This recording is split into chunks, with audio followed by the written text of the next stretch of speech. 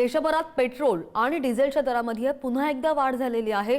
Petrol 86 पैशांनी तर diesel 83 पैशांनी महागले आणि याच दरवाढीमुळे सर्वसामान्यांच्या खिशाला कात्री लागणार आहे। देशभरात पेट्रोल आणि डिझेलच्या दरामध्ये पुन्हा वाढ झालेली आहे।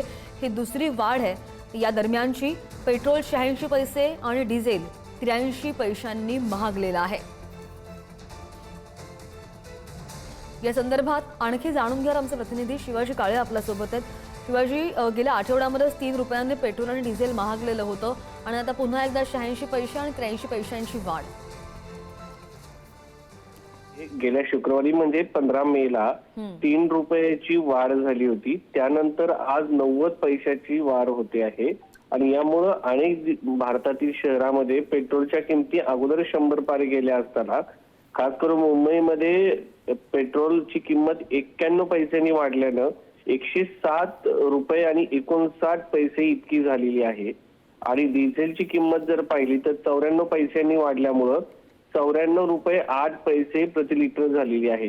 तर एकंदरीत जर पाहिलं तर देशभरातील महत्त्वाच्या शहरांमध्ये पेट्रोल आणि डिझेलच्या किमतींनी 100 पार पडलेली आहे आणि 100 पार केल्यानं याचा परिणाम फक्त पेट्रोल विकत घेणाऱ्या किंवा वाहन चालवणाऱ्या व्यक्तींवरती होत नाही, तर त्याचं जे दळणवळण होतं त्याच्यावरती देखील पाहायला मिळतो।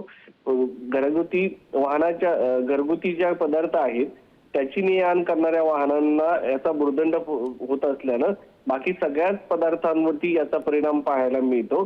खास करून घरगुती पदार्थ जे आहेत, वाहन सामान जे आहे त्याच्या देखील किमती वाढलेल्या आहेत, गॅसच्या देखील किमती वाढलेल्या आहेत। मधल्या काळामध्ये जे सिलेंडर आहेत व्यावसायिक त्याच्याही किमती वाढलेल्या होत्या।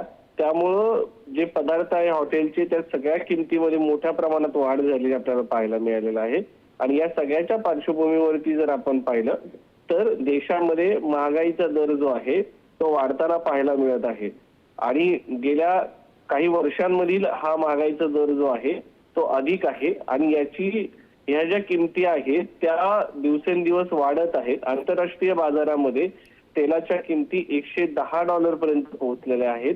त्यामुळं हा सगळा परिणाम पाहायला मिळत आहे। दुसरीकडे भारत सरकारने एक मोठा दिलासादायक निर्णय घेतलेला आहे। अमेरिकेच्या दबावाला बळी न पडता भारताने आपली रणनीती आणि ऊर्जा सुरक्षितता महत्वाची आहे त्या दृष्टिकोनातून रशियाकडनं तेल खरेदी जी सुरू होती ती सुरूच ठेवली आहे। त्यामुळे एक प्रकारे भारतामध्ये आता भविष्यामध्ये किमती स्टेबल राहतील का हे पाहणं महत्वाचं आहे। अगदी शिवाजी, धन्यवाद दिलेल्या सगळ्या सविस्तर माहितीसाठी।